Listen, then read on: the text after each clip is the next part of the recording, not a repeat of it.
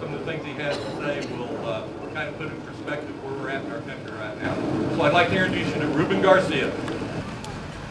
In 1964, my family migrated to this country, and perhaps it wasn't until about this last year that I realized how bad some of the problems in Washington have parallels to what we come from. When my dad decided to come to this country, we came from a country that was relatively close to what we enjoy here in our United States today. My dad and his family all owned a fruit co-op in Cuba. They, for the last probably, 30 years or so of their lives, it was a family-owned business. They had an incredible contract with Kraft Foods at the time. So all of the fruit that they produced, together with all of the other farms in the area, were exported here to the United States. Cuba at the time had companies that you probably all recognize: Pepsi-Cola, Coca-Cola, Kraft Foods, Sears, Goodyear, B.F. Goodrich, Firestone. Back then it was Esso, Humble Oil, which we now recognize as Exxon. Sinclair Oil, which we now recognize as Diamond Shamrock. Well, back around the late 50s or so, a young, fairly educated gentleman started talking about socialism and started talking about change. Change for an island that, in his mind, had quite a bit of disparity between the rich and the poor. He promised the middle class not so much tax relief, because I don't know that we were taxed that much back then even, but he promised everybody an equal playing field. My dad, because he worked for Kraft, was able to leave Cuba shortly before Fidel Castro took power. He went to Lakeland, Florida. We stayed behind, and after Fidel took power, we arrived here in 1964, my mom and I. Through the years that we lived there, once Castro took over, it wasn't until after we became a little older that we realized what socialism was all about. Though most of what he proclaimed during his campaign was equality, if you guys look back at history now, it definitely is equal. They all have nothing. I mean, absolutely nothing.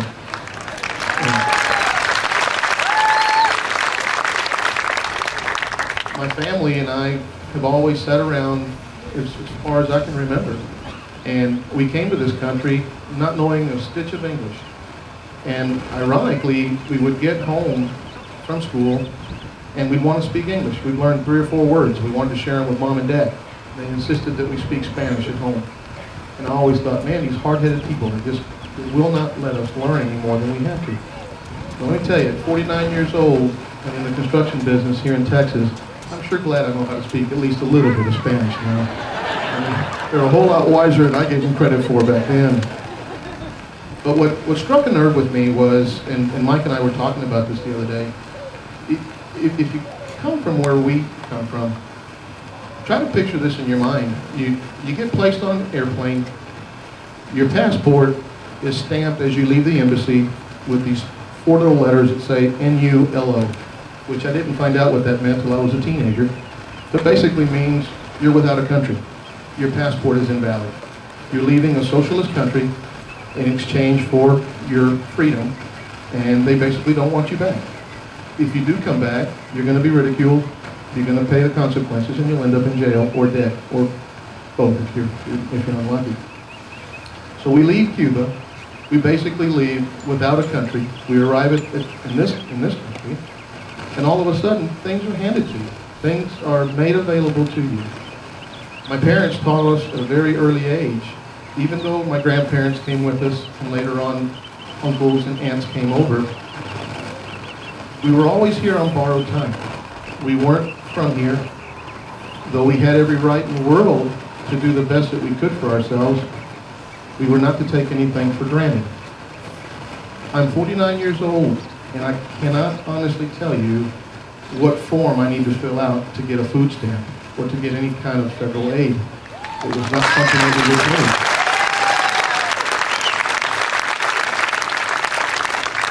we did. Even my grandparents that lived with us, who probably would have qualified back then, our family chose to take them in, and we would pay for them and pay for their needs through our own income. I look at things now, and perhaps what got the best of me the other day when Mike and I were talking was when this whole thing with General Motors and AIG and this stuff came about. When government gets so large and so hands-on that you are allowed to take the CEO of a major corporation and have them removed, if you will, and basically put someone of your own choosing in there to run a company, something's wrong with the system.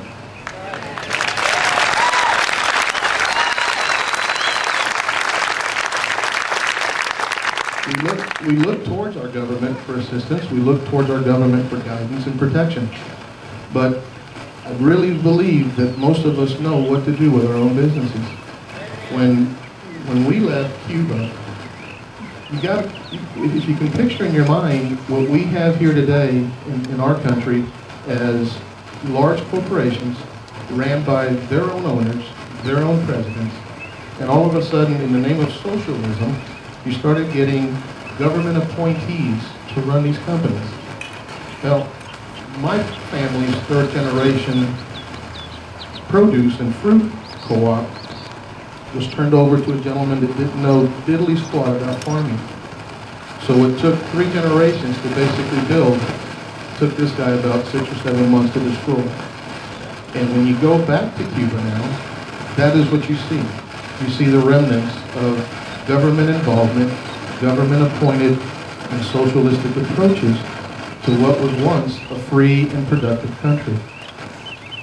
It's amazing that I can stand before you and speak to you about what my beliefs are, and yet I can't even do that in my own country. That kind of gives you some idea of where socialism takes you. There's a lot of people who complain about this country. There's a lot of folks that complain because we've got a lot of problems. Let me tell you, despite all of our problems, despite all of our differences, this is the best country in the world, by now.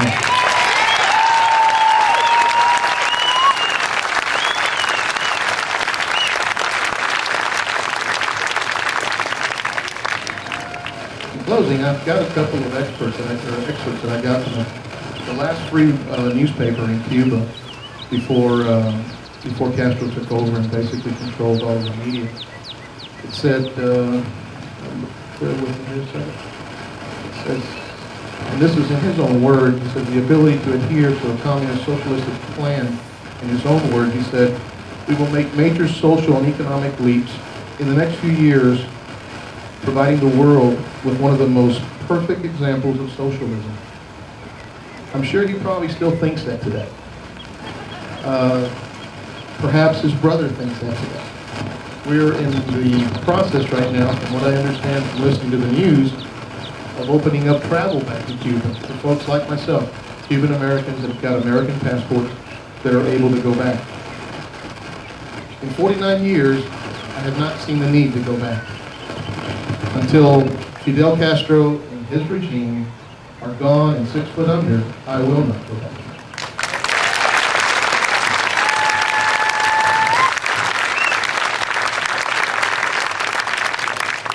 In closing, I would just like to leave you with one thought. By no means am I trying to make parallels between what's going on in our country today and what's happened with Cuba over the last 50 years. We are way beyond and we are way above that. But it starts with just one little step. Maybe it starts with replacing the CEO of General Motors. Maybe it starts with questioning what other execs are making at other corporations. Please do not allow that to happen here in this country. We came to this country for the freedom that it provides. And I'll be darned if it happens while I'm living here as well. We've got to stand up together and fight for our own rights.